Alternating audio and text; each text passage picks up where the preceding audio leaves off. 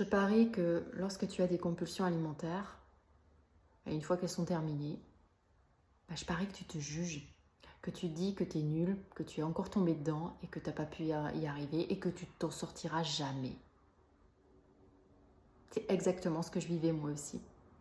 Mais en fait, le fait de dire ça, eh bien, c'est de la culpabilité tout simplement. Et cette culpabilité entretient ce cercle vicieux. Plus tu te diras que tu n'y arriveras pas, que tu es nul, que tu es faible, que tu es une ratée, etc., plus tu le diras et plus tu auras de compulsions alimentaires. Parce qu'en fait, en disant ça, tu alimentes ton mental et ton mental, il dit ok, elle est nulle, elle n'y arrivera jamais, donc on continue, quoi, tout simplement.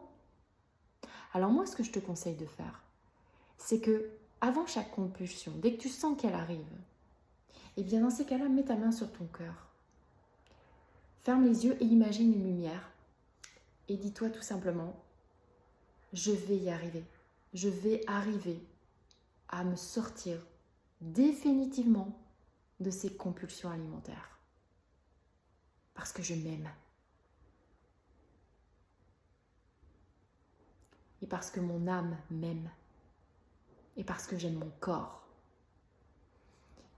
Tu fais ça. Ok, peut-être que ça va pas marcher. Même c'est sûr, ça va pas marcher. Tu vas avoir la compulsion, mais c'est pas grave. La compulsion arrive, tu y vas, voilà, elle arrive, elle est là, tu laisses. Et une fois que la compulsion est passée, là peut-être que tu vas avoir envie encore de te juger, et bien dans ces cas-là, tu refais la même chose. Plus tu feras ça, plus tu alimenteras l'idée que tu es dans l'amour de toi-même.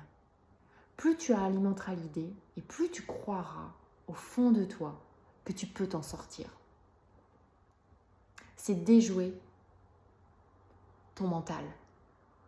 C'est de lui faire croire que tu vas y arriver.